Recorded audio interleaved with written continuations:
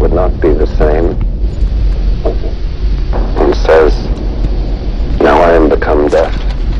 the destroyer of worlds." April 18, 1955. Albert Einstein is dead. And if you are wondering what's with the glass, then I'm just trying to look quite intelligent here. So, April 18, 1955,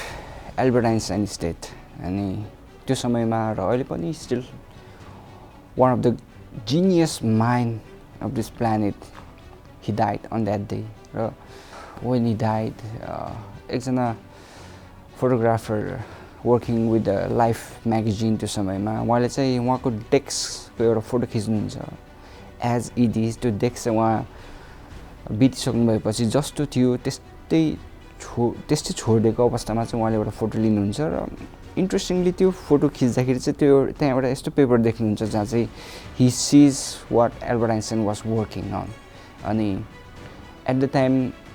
Albert Einstein was working on a theory. त्यतिखेर चाहिँ it calls unified field theory भनेर भन्छ, but अहिलेको modern जेनेरेसनमा हेर्ने हो भने चाहिँ त्यसलाई चाहिँ the theory of everything भनेर चिनिन्छ. सो के थियो त त्यो थ्योरी जसको लागि चाहिँ like Albert Einstein was working so hard and even it is believe कि उहाँ चाहिँ बिराम भएर आफ्नो बेड रिडन हुनुहुन्थ्यो, बेडमा पल्टिँदै गर्दा पनि उहाँ चाहिँ त्यो थ्योरीमा काम गरिराख्नु भएको थियो भनेर. सो के थियो त त्यो theory that he was working भन्दै जाँदाखेरि चाहिँ so if I can remember back high school 11 क्लासमा हुँदाखेरि चाहिँ I came upon a book written by Stephen Hawking. अनि त्यो बुकको टाइटल इज टाइम. अनि त्यो बुक पढ्दै जाँदाखेरि चाहिँ I came to this theory known as the theory of everything. अनि के हो त यो थ्योरी भनेर मेरो डिप डाउन रिसर्च गर्दाखेरि I came to understand few fundamental things about it. So यो थ्योरीको बारेमा बेसिकल्ली कुरा गर्नु पर्दाखेरि चाहिँ what the scientific world, what the science world believes यो थ्योरी भनेको के हो भन्दा it's a single equation that can explain about the universe, यसको फन्डामेन्टल लजहरू, युनिभर्स कसरी काम गर्छ, हाउ इट बिगेन अनि where it's going, how it's ending भन्ने कुराहरू. So basically one single equation that can explain everything. So that's the theory of everything. तर यो थ्योरीलाई कम्प्लिट गर्नुको लागि पनि there are few fundamental things that we need to understand. So त्यसैको बारेमा म आज कुरा गर्न गइरहेको छु. सर्ट टर्म्स छोटो मिठो सबैले बुझ्ने तरिकाले म भन्दैछु. So in the scientific world, in the science world, in the nature world, के विश्वास गर्छन् भन्दाखेरि चाहिँ there are four fundamental forces that governs the whole universe. र त्यो सबै भनेको strong nuclear force, weak nuclear force, electromagnetic force र gravitational force भनेर भन्दछ. सो सिम्पली कुरा गर्नु पर्दाखेरि चाहिँ यो चारवटा फोर्स जुन छ त्यसले चाहिँ नै यो होल युनिभर्सलाई चाहिँ गभर्न गर्छ. यो होल फोर्सले गर्दा नै यो युनिभर्स चाहिँ चलिरहेको छ. The way it is all because of this four fundamental forces. र यो सबै फोर्सेसहरू सिम्पल टर्ममा एक्सप्लेन गर्नु पर्दाखेरि चाहिँ के छ भन्दा let's simply talk about strong, weak र इलेक्ट्रोम्याग्नेटिक फोर्स. यो तिनवटा फोर्स चाहिँ के हो भन्दाखेरि चाहिँ यो फोर्सलाई अन्डरस्ट्यान्ड गर्नु लागि चाहिँ हामी बेसिकली एउटा एटोमिक स्ट्रक्चरलाई चाहिँ बुझ्नुपर्छ. So if you look at the atomic structure, एउटा सिङ्गल एटम चाहिँ कसरी बनेको हुन्छ भन्दा बाहिरी भागमा हेर्नुहुन्छ भने देयर इज एन बाहिर घुमिराख्ने एउटा पार्टिकल छ that's called electron which is negatively charged. र बिचमा हेर्नुहुन्छ भने there is a charge positively charged particle that is called proton अनि which is also called a nucleus. So basically हामी सबैलाई थाहा छ negative and positive they attracts one another, right. So तर इलेक्ट्रोन, प्रोटोन र न्युट्रोन यो तिनवटा कुराले चाहिँ एउटा एटोमिक स्ट्रक्चर क्रिएट हुन्छ. एटोमिक स्ट्रक्चरको त्यो बिचको भागलाई चाहिँ न्युक्लियस पनि भन्छ. र न्युक्लियसमा हेर्नुहुन्छ भने त्यहाँ के छ भन्दा प्रोटोन र एउटा यस्तो पार्टिकल छ विच इज चार्जलेस, होइन, त्यो भनेको न्युट्रोन हो, होइन. सो प्रोटोन र neutron creates a nucleus and then आउटसाइडमा घुमिराख्ने negatively charged particle is called electron. Now यहाँ हेर्ने हो भने चाहिँ के छ भन्दा त्यो फोर्स र त्यो एनर्जी जसले चाहिँ प्रोटोन र न्युक्लियसलाई चाहिँ कम्बाइन गरेर होल गरेर त्यो सेन्टरमा राखिरहेको छ त्यसलाई चाहिँ भन्छ स्ट्रङ न्युक्लियर फोर्स. र जुन एनर्जी छ इलेक्ट्रोन र न्युट्रोन बिचको कनेक्सनमा जुन इलेक्ट्रोन त्यो न्युक्लियसको वरिपरि चाहिँ घुमिरहेको छ त्यो जुन फोर्सले गर्दाखेरि त्यो इलेक्ट्रोन घुमिरहेको छ त्यो सिम्पल सानो फोर्सलाई चाहिँ के भन्छ विक न्युक्लियर फोर्स भन्छ so basically weak nuclear force is responsible for so many chemical reactions जुन हामीले बेसिकली हेर्छौँ साल्टहरूदेखि लिएर फर्मेसन अफ वाटरदेखि लिएर अनि बेसिकल मोलिकुलर स्ट्रक्चरहरू जुन तपाईँहरूले हामीले डेली लाइफमा एक्सपिरियन्स गरिरहेको हुन्छौँ त्यो सबै विक न्युक्लियर फोर्सले गर्दाखेरि हुन्छ अब now since I told you they are like one is negatively charge one is positively charge भन्ने बित्तिकै के आएको छ भन्दा त्यहाँ एक खालको इलेक्ट्रोम्याग्नेटिक रियाक्सन पनि भइरहेको छ क्या एकअर्का बिचमा त्यो पोजिटिभ र नेगेटिभ चार्जले गर्दाखेरि चाहिँ सो द्याट्स वेयर सिम्पल भाषामा भन्नुपर्दाखेरि that's where electromagnetic force also comes in अनि स्ट्रङ न्युक्लियर फोर्सको चाहिँ के हो त यो वाइ इट म्याटर्स भन्ने कुरा तपाईँ बुझ्न चाहनुहुन्छ भने चाहिँ look at the nuclear bomb so त्यो सिम्पल एटमिक स्ट्रक्चरमा त्यति दुईवटा पार्टिकल प्रोटोन र न्युट्रोन भन्यो नि इट्स अ चार्जलेस पार्टिकल तर प्रोटोनसँग यसरी तासेर बसेको छ अनि यदि त्यो दुईटाको कम्बिनेसन यसरी तासेर बसेको प्रोटोन र न्युट्रोनलाई स्प्लिट गरिदिनु भयो भने त्यहाँबाट यस्तो म्यासिभ एनर्जी रिलिज हुन्छ that is a strong nuclear force र त्यो स्प्लिट गर्दाखेरिको एनर्जी नै it is nuclear energy simple भाषामा भन्नुपर्दाखेरि चाहिँ तर अब यहाँ हेर्नुहोस् है यो तीनवटा force strong nuclear force weak nuclear force र इलेक्ट्रोम्याग्नेटिक फोर्स त एउटै एटोमिक स्ट्रक्चरमा वी कुड लाइक एक्सप्लेन नि त होइन यसरी काम गर्छ यसो गर्छ भनेर होप यु गाइज अन्डरस्ट्यान्ड मैले एक्सप्लेन गरेको कुरा तर यसैमा चाहिँ ग्राभिटीको काम चाहिँ के छ त भन्ने कुरा चाहिँ आउँदाखेरि चाहिँ it's became so much challenging क्या अनि ग्राभिटीको कुरा गर्ने हो भने चाहिँ we can see it working against the heavily bodies and होइन जस्तै अर्थ मुन सन अनि ग्यालेक्सिज अनि इभन ब्ल्याक होल अनि बिग स्टार्सहरूको केसेसमा हेर्दाखेरि त we understand gravity so much होइन तर डिपर एटोमिक लेभल र एटोमिक स्ट्रक्चरमा हेर्दाखेरि चाहिँ हामीले के देख्छौँ भन्दा समहाउ ग्राभिटी र यो क्वान्टम वर्ल्ड एटोमिक स्ट्रक्चरलाई इट कल्स quantum world पनि but somehow it looks like it both of them are not like हुन्छ नि कोएक्जिस्टै गर्नु खोजिरहेको छैनन् के अनि that has been the problem job Albert Einstein ले चाहिँ he was writing that theory that he could not find a single equation where the gravitational force and the weak strong and electromagnetic force they could simply coexist in the simple and single equation so त्यही नै थियो जुनमा चाहिँ Albert Einstein was working so hard अनि coming from 1955 to 2026 I believe अहिलेसम्म चाहिँ त्यो theory चाहिँ मान्छेहरूले प्रुभ गर्नु सकेको छैनन् mathematically so does that mean कि म्याथमेटिकल्ली त्यो इक्वेसनहरू प्रुभ गरेको छैन भन्दैमा the world doesn't work or world doesn't exist as it does भन्दै नो होइन that's where it became so confusing के यो चारवटा fundamental force is working so beautifully त्यस कारणले गर्दा त यो वर्ल्ड अहिले जस्तो छ यो युनिभर्स जस्तो छ त्यसरी काम गरिरहेको छ तर they can not figure out mathematically त्यो इक्वेसनमा होइन समथिङ त्यसरी यो कुरा त हेर्नु चाहिँ सिम्पली साइन्टिस्टहरूले धेरै रिसर्च गरेर यो गरेर त्यो गरेर पत्ता लगाएको कुरा हो नि त it was already right there के होइन they just found it oh यस्तो पनि रहेछ यस्तो पनि थियो रहेछ यस्तो यसरी चाहिँ यो युनिभर्स यसरी चाहिँ यो एटोमिक वर्ल्ड क्वान्टम वर्ल्ड काम गर्दो रहेछ ओ यसरी चाहिँ ग्राभिटीको कुरा गर्ने बित्तिकै जेनरल थ्योरी अफ रिलेटिभिटीमा आउँछ बट ओ यसरी चाहिँ बिग स्टार्सहरू सनको वरिपरि प्लानेट्सहरू घुम्दो रहेछ भन्ने कुराहरू त थाहा पाएँ नि त but what created everything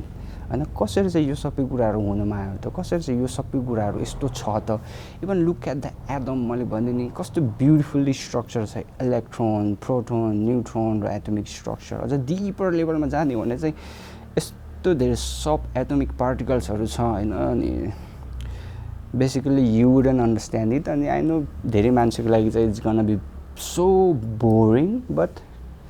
simply look how everything was from the nuclear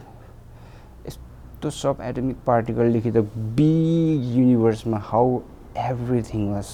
so beautifully crafted so beautifully created कि ह्युमनको लजिकले ह्युमनको अन्डरस्ट्यान्डिङले जति कोसिस गरिसके पनि they will never get to that point के हुन्छ नि what I am simply trying to tell you guys कि there is definitely there is this theory, the theory of everything, and I believe कि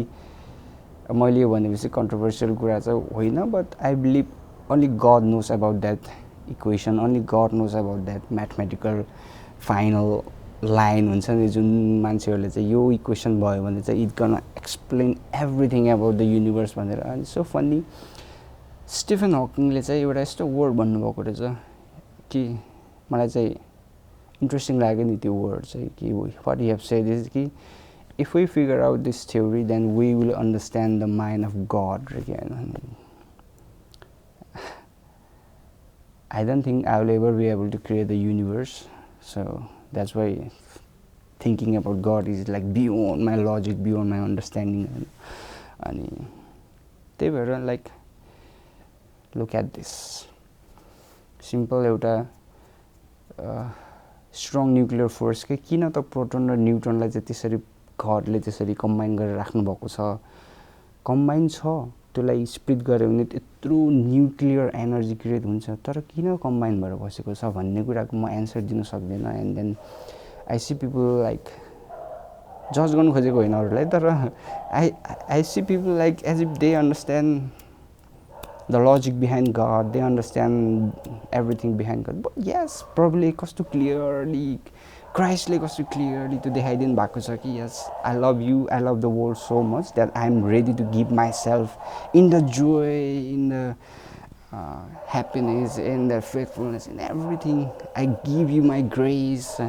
grace upon grace, and I'm gonna die for your sin. त्यो कुराको understanding त basic टर्ममा त हामीलाई देखाइदिनु भएको छ but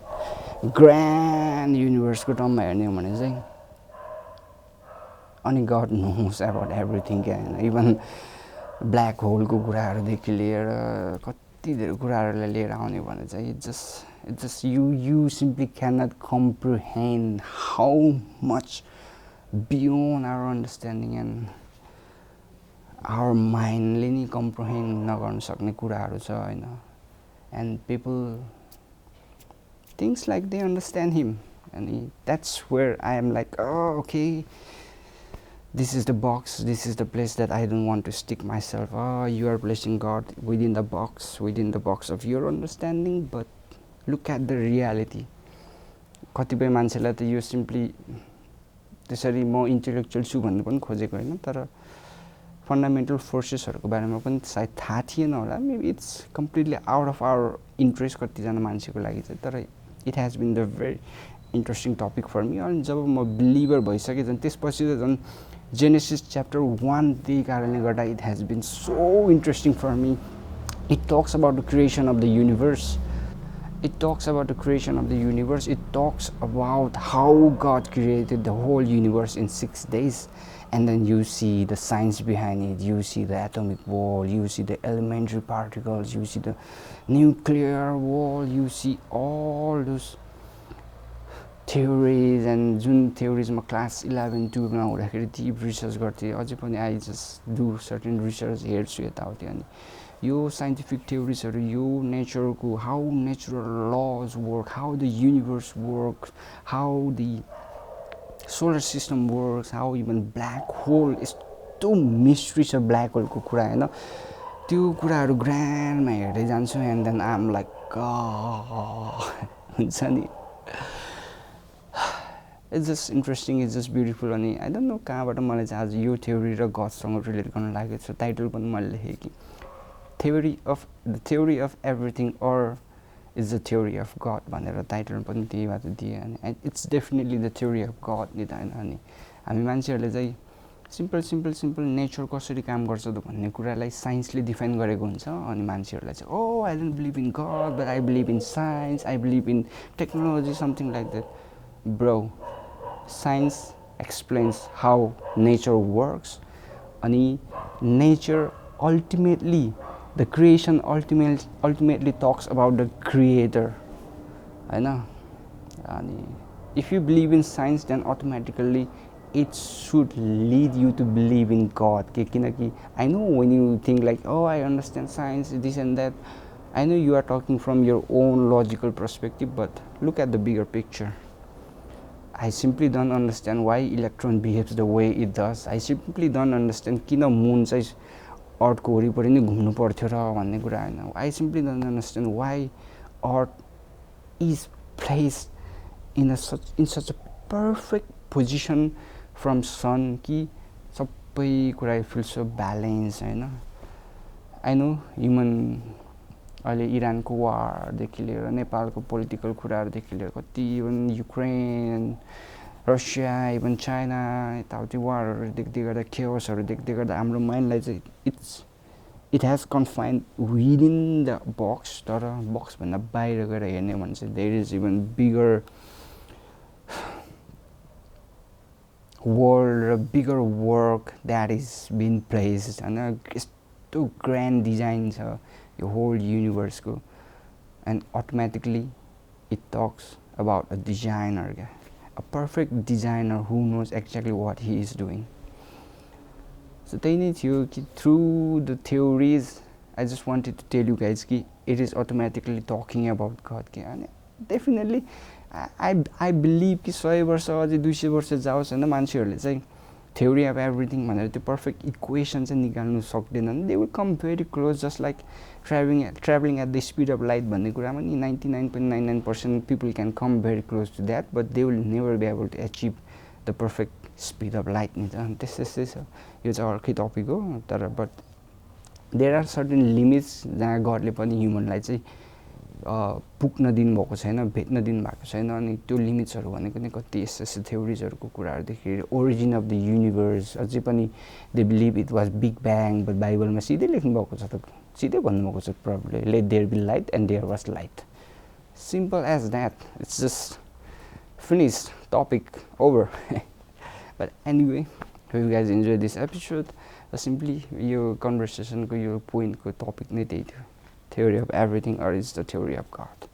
Thank you for watching, and stay tuned for next episode. Next time I'm gonna bring even more interesting topic like this, and let's just simply talk about the nature, talk about the world, talk about everything, and let's see how beautiful, how grand God is. Good night, people. Good night? No, could be good morning in some places.